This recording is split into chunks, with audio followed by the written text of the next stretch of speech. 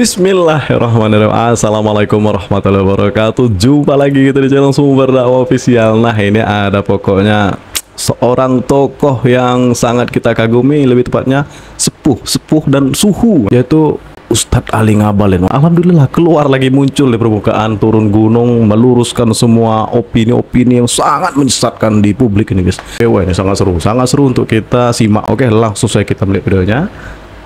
Bismillahirrahmanirrahim.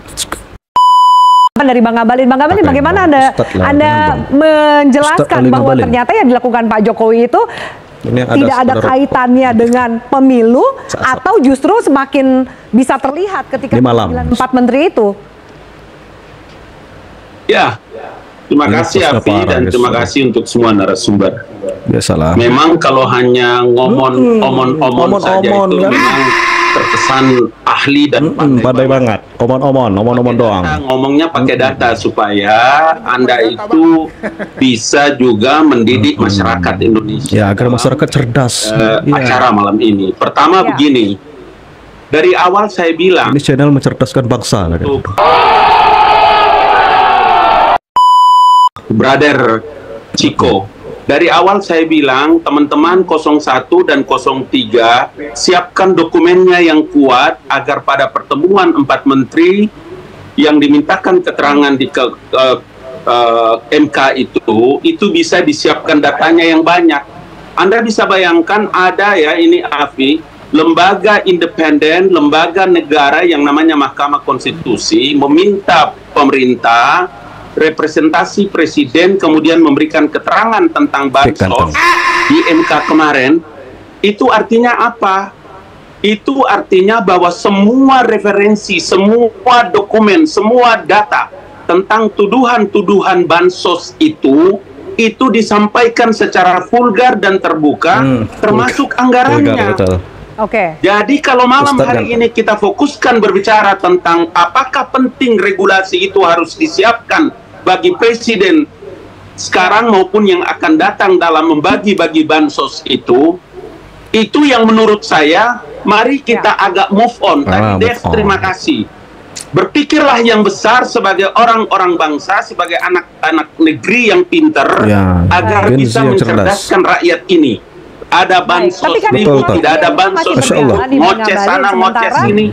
Jadi saya mau supaya Afi kita coba lebih fokus agar jangan ada orang menyebarkan fitnah baru lagi dalam dialog malam ini. Begitu menurut saya, baik Bung Iqbal maupun Chico. Boleh saya tanya, yang mana yang Anda maksud dengan fitnah? Siapa yang menyampaikan itu? Statement yang mana? Ya makanya Bang Ngabalin ini umpama seperti kita bicara pakai data ini di sini. Kita bicara pakai data. Apakah bansos itu? PKS, Hello. Ya. Siapa yang ditanya ini? Baik, agak terputus, silakan saya berikan kesempatan Anda dulu sebelum saya ke Bang Iqbal, karena Bang Iqbal menyatakan justru kritik yang disampaikan menggunakan data. Silakan, yang mana yang Anda katakan tidak berdasarkan data dan fitnah? Ya, jangan fitnah lah. Iya, artinya umpama seperti Chico ya, bicara tentang terstruktur, sistematis dan masif yang dikemukakan. Adakah kurang lagi keterangan yang disampaikan oleh pemerintah di Mahkamah Konstitusi? Kemudian yang kedua, apakah itu Anda bisa juga menunjukkan tentang mengkapitalisasikan pangkat dan jabatan kemudian untuk mempengaruhi pemilih dalam 2024 kemarin yang dilakukan oleh Presiden?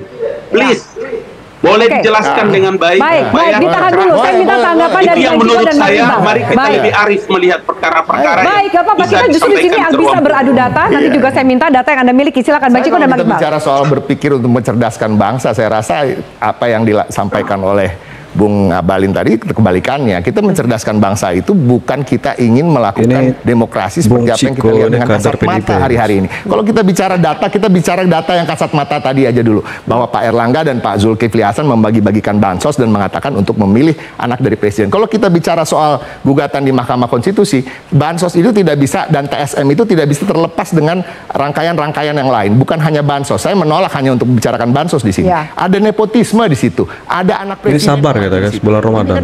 Jadi jangan dikasih ingus. Awal dari permasalahannya kan di situ. Nepotisme, abuse of power, salah satunya menggunakan anggaran dan negara dan membagi-bagikan bansos yang begitu banyak, lebih banyak daripada waktu-waktu sebelumnya di waktu kampanye dan pemilu. Kita lihat kasat mata, itu data. Kasat mata itu data. Tidak ada yang hoax, tidak ada fitnah di sini. Saya menolak mengenai fitnah. Semua masyarakat bisa melihat. Tolong, saya lagi bicara.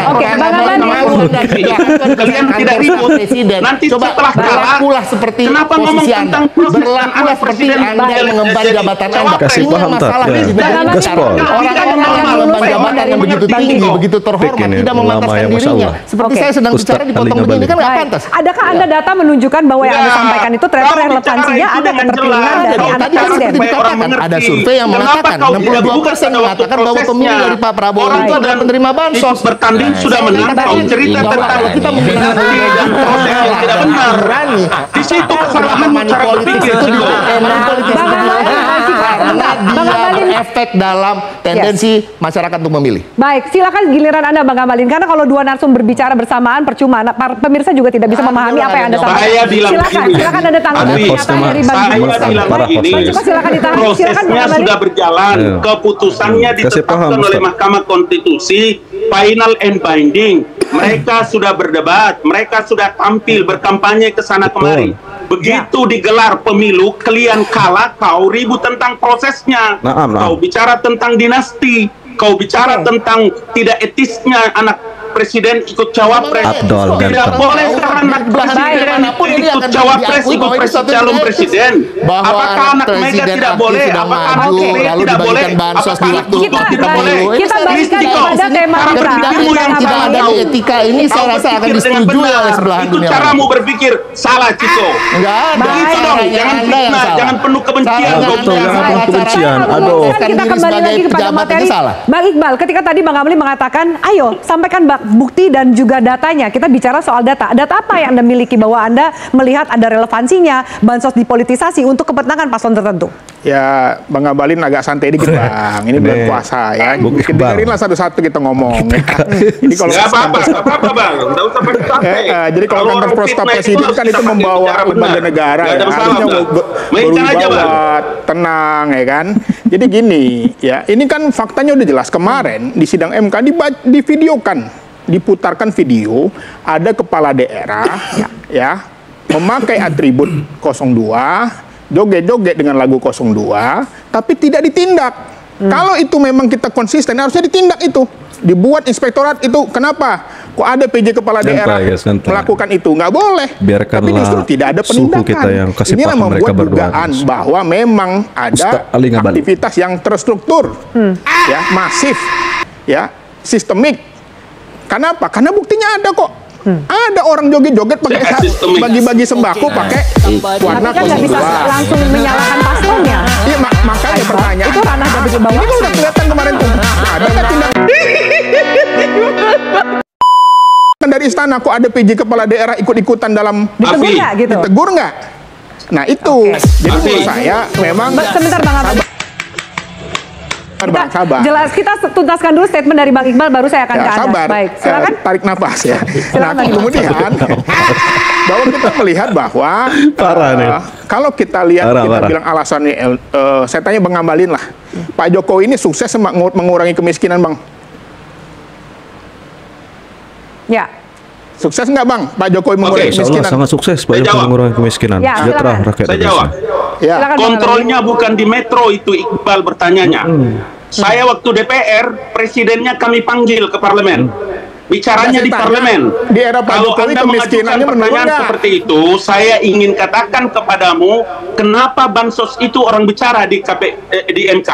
Kenapa urusan kepala desa dan desa yang melakukan penyelewengan kemiskinannya menurun atau enggak? Nyala bangku. Meledak. Pak Jokowi urusannya di MK. Kenapa ngakunya urusannya di bawah kemiskinannya menurun tetapi bansosnya naik gitu loh ya. Pertanyaannya itu Anda jawab. Fungsi DPR-nya Anda fungsikan di parlemen. Saya pernah kasih DPR, paham jadi saya tahu. Masya Allah, ya betul. Panggil Pak Susilo Bambang Yudhoyono sebagai presiden. Jadi nggak usah ajukan pertanyaan itu di Metro TV. Please, menggiring Bal, tempatkan tempatnya dengan baik, Bal. Kenapa nggak bisa jawab? Nggak usah bermain-main di Pengangguran menurun atau meningkat? Bang Ngabalin, menurut data Anda pengangguran menurun atau meningkat? Pertanyaan dari Bang Iqbal, kenapa kemudian klaim dari pengangguran yang menurun, angka bansos meningkat? Terutama di masa pemilu. Silakan dijelaskan. Menurun. Itulah yang saya bilang, kontrol keuangan itu ada di Dewan Perwakilan Rakyat Republik Indonesia. Program yang dilakukan oleh pemerintah itu tinggal dua hal. Kalau itu meningkat dan kalau itu semakin rendah, maka kontrolnya di Dewan Perwakilan Rakyat Republik Indonesia. Tidak usah ajukan pertanyaan itu kepada saya dan di Metro TV, termasuk kepada Afi. Tidak penting. Yang pertama. Yang kedua, mari siapkan draftnya dengan baik. Apakah kita perlu menyiapkan regulasi untuk presiden akan datang atau presiden ini dengan sisa waktunya dalam hal bagi-bagi bansos itu perlu ada regulasi atau tidak? Itu yang paling pokok. Begitu, Afi. Udah guys, Masya Allah, tabarakallah, itu Ustadz Mokhtar Ali Ngabalin kalau tidak salah guys. Pokoknya beliau hajar semua, sikat habis itu kader PKS, Bung Iqbal dan Bung Ciko yang kader PDIP kan. Oke, kasih paham. Menyala omku. Memang biasalah kalau orang baik itu pasti banyak orang yang menyerang atau ingin menghancurkannya, itu ingin menjatuhkannya. Ini ustadz-ustadznya pendukung 02 ini Masya Allah guys. Ada Ustadz Babe Haikal kan, ada Ustadz Gus Miftah, wow, ada Ustadz Ali Ngabalin, wow, Masya Allah. Ini memang trio ustadz yang menggemparkan Indonesia. Memang ulama yang tawaduk, Masya Allah, aswajah, garis lurus. Dah saya akhiri, pokoknya jangan termakan isu hoax, tetap jaga persatuan Indonesia, jangan mau dipecah belah, apalagi diadu domba. Wabillahi taufiq wal hidayah. Wassalamualaikum warahmatullahi wabarakatuh.